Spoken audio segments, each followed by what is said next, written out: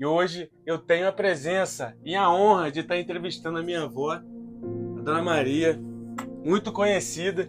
E hoje ela vai falar um pouco da infância dela, como era antigamente, como era a sua vida no passado. Hoje ela está para explicar e para falar a diferença da convivência com os pais, da convivência e como era a sua juventude. Né, vó? É Como era a verdade. juventude da senhora no passado? Ah, a minha juventude não foi fácil. Uhum. Foi uma pessoa que foi criada com os pais trabalhando na lavoura. Meu pai passava muito trabalho, minha mãe também. E tinha nós, os irmãos, pequenos. Uhum. E eu era o que mais trabalhava. A senhora?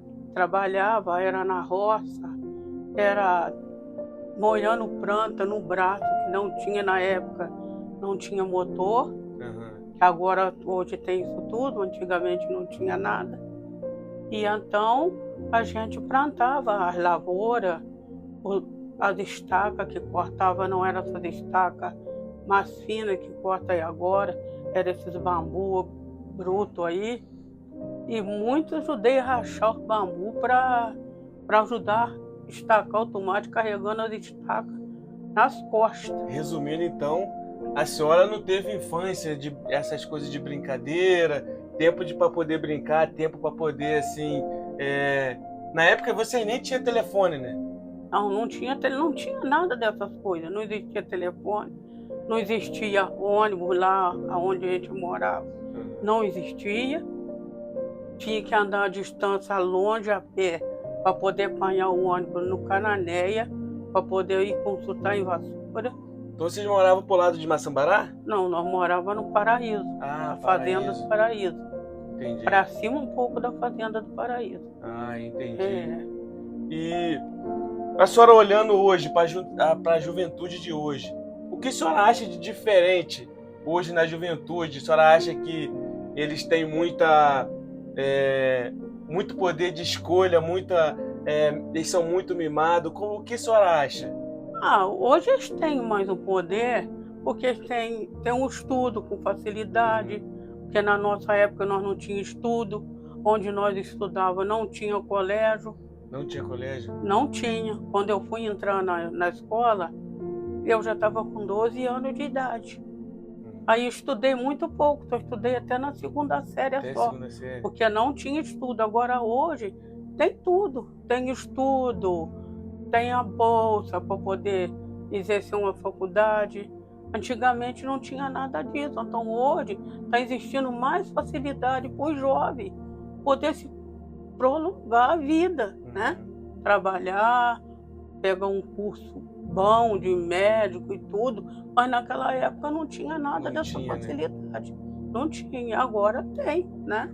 E a facilidade de vocês, tipo assim, para transporte? Vocês tinham transporte para poder ir para o colégio, para poder ir para a igreja? E o que acontece?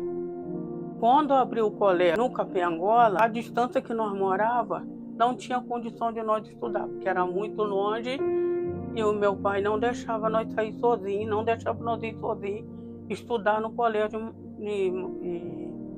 aqui no Capiangola. Então, nós não ficamos sem estudar. E depois até que abriu um colégio lá no Paraíso.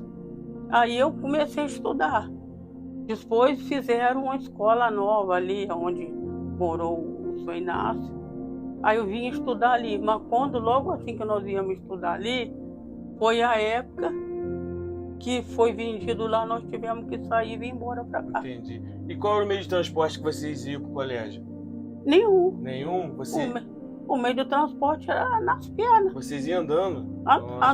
Só que ali no Paraíso era perto, mas no Capiangola não tinha condição de nós ir, porque era muito longe.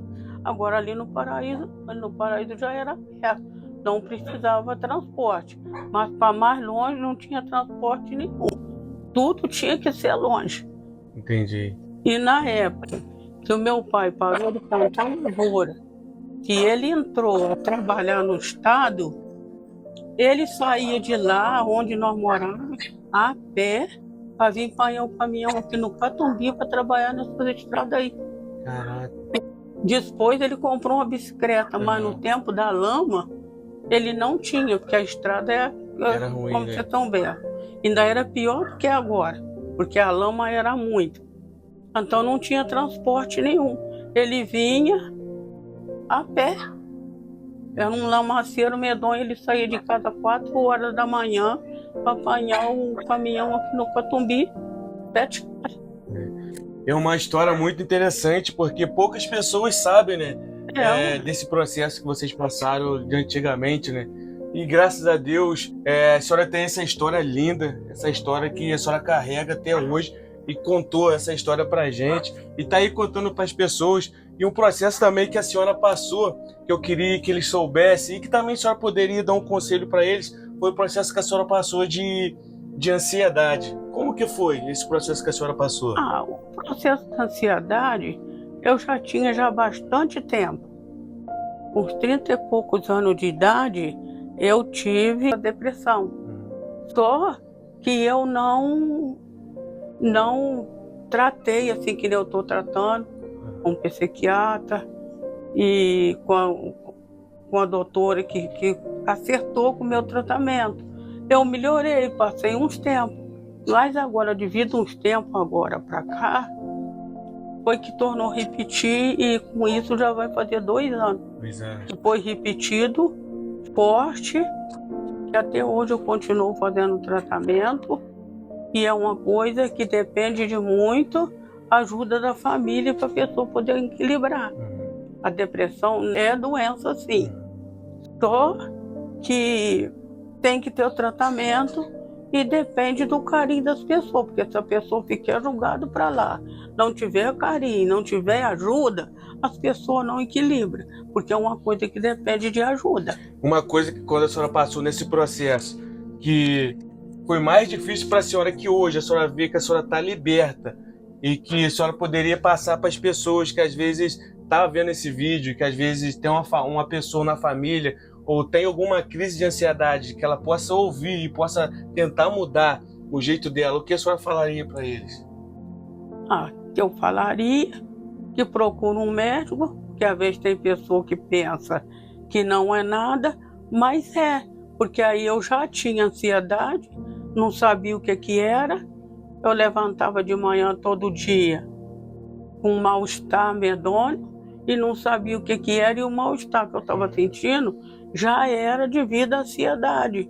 Eu tinha os dois, tinha ansiedade e veio a depressão junto. Aí dependeu do tratamento dos dois, como trato até hoje. A senhora está quase 100% não. A senhora está 89% do que a senhora sentia no passado, né? E visto do que eu... Não, nem se compare, porque aquele mal-estar de manhã cedo, eu não sinto mais.